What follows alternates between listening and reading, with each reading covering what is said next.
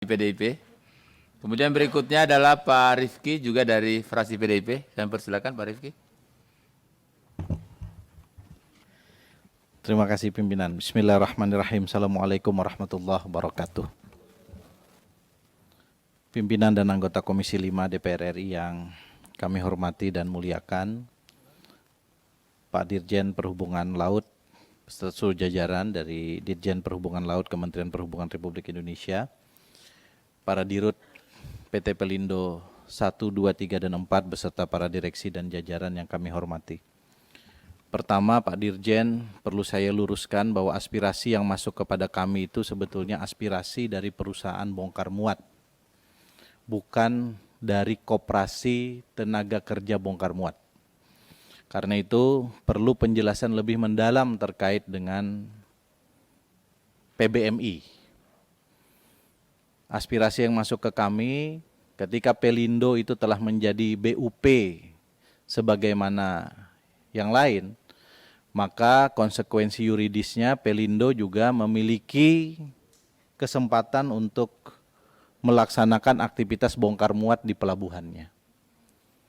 Lalu perusahaan-perusahaan bongkar muat yang lain merasa kalau ini dilakukan oleh Pelindo, pelabuhannya rata-rata milik Pelindo, perusahaan bongkar muatnya milik Pelindo, lalu mereka dapat apa? Walaupun dari sisi bisnis kami memaklumi 80-85% keuntungan dari PT Pelindo 1, 2, 3, dan 4 itu dari aktivitas bongkar muat.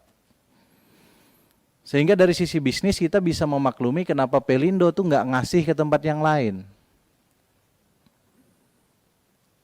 Tapi saya ingin mengingatkan di forum yang berbahagia ini bahwa negara ini disusun bukan hanya soal berpikir keuntungan-keuntungan material. Mas Bambang tadi mengingatkan kita tentang asas gotong royong. Bagaimana keberpihakan kita kepada mereka-mereka yang juga mencari makan di situ. Karena itu saya kira solusi ke depan, pimpinan, regulasi terkait ini perlu dibenahi agar Pelindo misalnya fokus pada kegiatan-kegiatan yang padat modal. Sementara kegiatan-kegiatan yang memungkinkan pihak swasta turut serta di dalamnya untuk mensupport kegiatan-kegiatan kepelabuhanan baik terkait dengan bongkar muat, port supply, dan lain-lain, itu bisa dilakukan oleh swasta.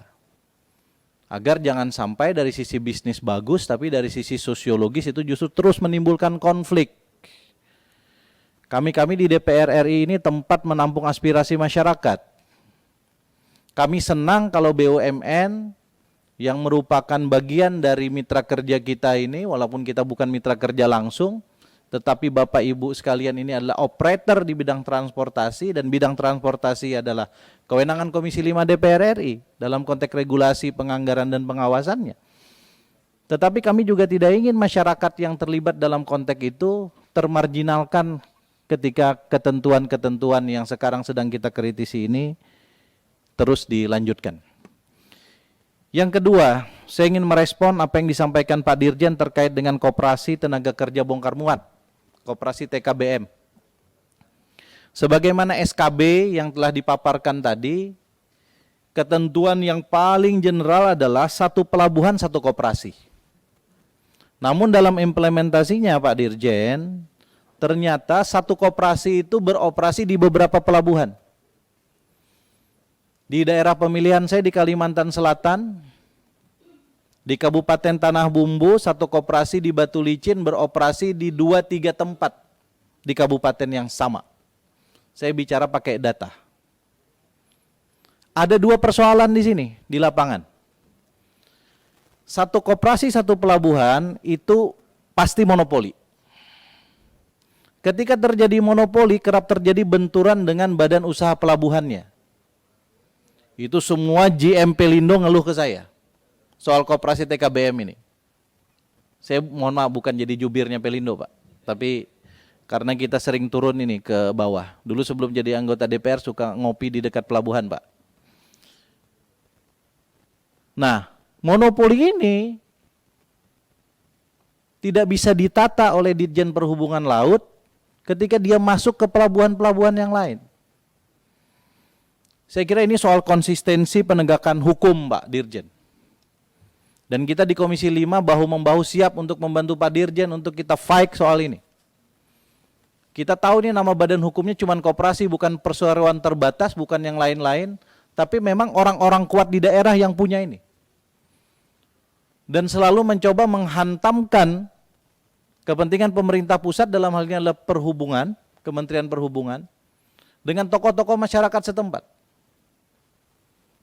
Dan PT Pelindo, termasuk UPP Pelabuhan, yang mengelola pelabuhan-pelabuhan yang ada di daerah, nampak berupaya untuk menghindari persoalan ini untuk diselesaikan. Karena daripada menghadapi ini lebih baik mengerjakan yang lain, kira-kira begitu. Persoalan yang seperti ini juga Pak Dirjen terjadi dalam konteks penegakan aturan dalam terminal untuk kepentingan sendiri dan terminal untuk kepentingan khusus tersus. Di Kalimantan itu di tempat saya di Kalsel, di tempat Pak Irwan ini di Kaltim, di Kalimantan Tengah, di Kalimantan Barat, kalau dijumlahkan mungkin lebih dari 200 TUKS dan tersus. Saya berani bertaruh data 80%-nya itu belum memenuhi syarat yuridis sebagai TUKS dan tersus. Bahkan dari sisi prakteknya mereka melaksanakan praktek-praktek sebagai badan usaha pelabuhan umum. Yang namanya TUKS itu, kalau TUKS-nya untuk bongkar muat batu bara, nggak boleh di situ bongkar muat BBM. Ini ya batu bara, iya BBM, kalau ada kayu lewat bongkar muat kayu di situ. Kalau ada bongkar muat pasir juga, ini sudah karakteristik pelabuhan umum. KSOP di tempat situ, Pak Dirjen, Pak Agus, tahu tapi tidak berdaya. Saya sebagai anggota DPR RI Komisi 5 tahu, tapi kewenangan kami tidak memiliki kewenangan eksekutorial, apalagi kewenangan penegakan hukum. Apa ekses dari ini? Satu, marwah Kementerian Perhubungan saya kira akan terus tercederai kalau kita tidak bekerja dengan baik. Yang kedua, negara akan dirugikan triliunan rupiah setiap tahun. Karena dari situ kita tidak tahu apa yang dilakukan bongkar muat di situ. Tidak ada datanya pimpinan. Sehingga mereka bisa sangat mungkin untuk melakukan penggelapan pajak. Mereka masuk di terminal-terminal atau pelabuhan-pelabuhan khususnya, padahal di situ mestinya semua bisa kita kutip pajak. Jadi di forum yang berbahagia ini saya juga menghimbau penegakan hukum terkait ini mari kita kuatkan. Dan kalau Kementerian Perhubungan dalam hal yang Ditjen Perhubungan Laut tidak kuat sendirian, mari kita gandeng kepolisian. Mari kita gandeng aparat penegak hukum yang lain, agar marwah kita ini bisa kita tegakkan.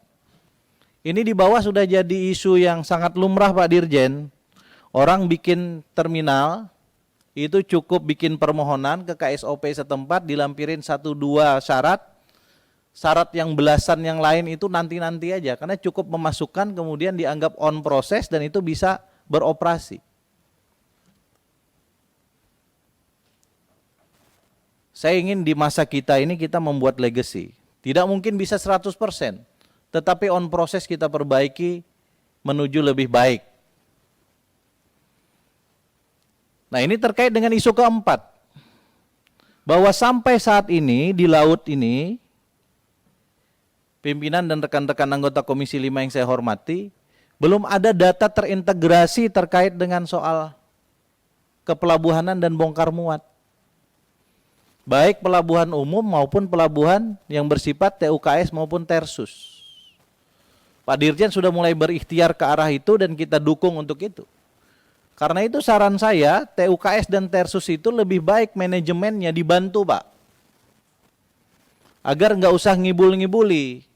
Jangan namanya TUKS tapi ternyata karakteristiknya pelabuhan umum. Lebih baik misalnya digandengkan saja dengan manajemen yang ada di Pelindo gitu. Dari sisi manajemen. Dari sisi kepemilikan monggo TUKS dan tersus tetap berdiri sebagaimana kepemilikan badan hukum yang lain. Yang terakhir, dan saya sudah sampaikan di ruangan ini pada saat rapat dengan Menhub terkait dengan ship-to-ship transfer terminal, STS, yang sekarang ini oleh para saudagar-saudagar di luar negeri dan di dalam negeri sedang digandrungi untuk izinnya diajukan kepada Pak Agus ke Dirjen Perhubungan Laut.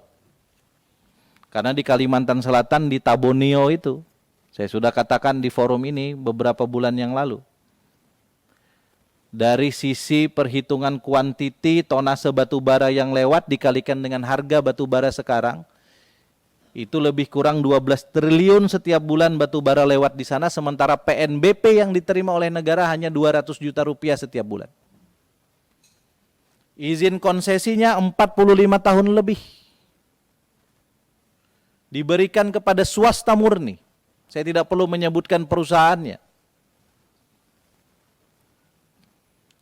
Dan urusan serupa sekarang sedang diurus oleh beberapa yang lain.